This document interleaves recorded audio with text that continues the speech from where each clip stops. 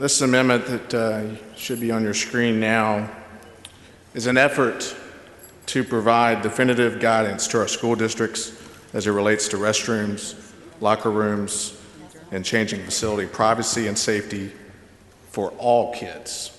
And I believe if you read that amendment, and I'm going to run through a few of the points and then certain there are questions, there is absolutely no intent, and I would argue nothing in this language discriminates against anyone. In fact, it makes sure that there are reasonable accommodations for all children.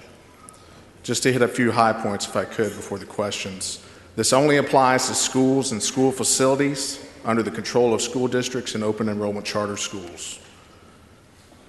This does not provide an accommodation for a protected class of students. This provides an accommodation for all students. To be clear, this says if you are biologically a boy and you wish not to use the boys' multiple occupancy restroom for whatever reason, and members, that could be because you're transgender, that could be because you're shy. It could also mean, and this is something that we've taken very seriously and I'm proud of this, as it relates to bullying.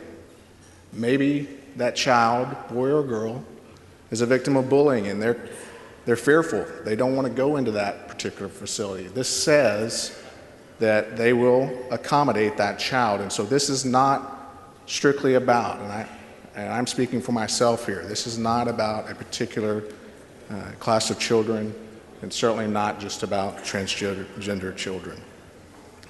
This amendment includes language to prevent a school from disclosing intimate information about a student. We wanted to include that in there just to be clear, although we think probably FERPA would take care of that, but just to reassure families and those that may be concerned.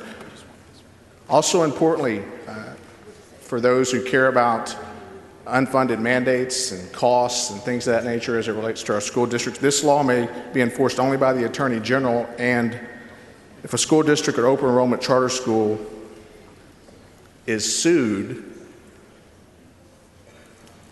they may request legal representation from the Attorney General. So we don't have to be concerned when we do this that our school districts are going to be sued and going to have to spend taxpayer dollars to defend those lawsuits, whether they be in many cases frivolous. And so I think that's a very important distinction here as well.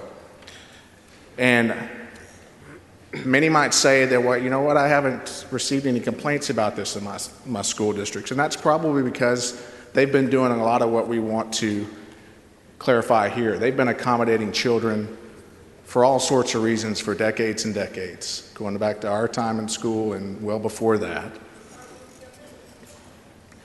So we want to make sure that we provide definitive guidance to our school districts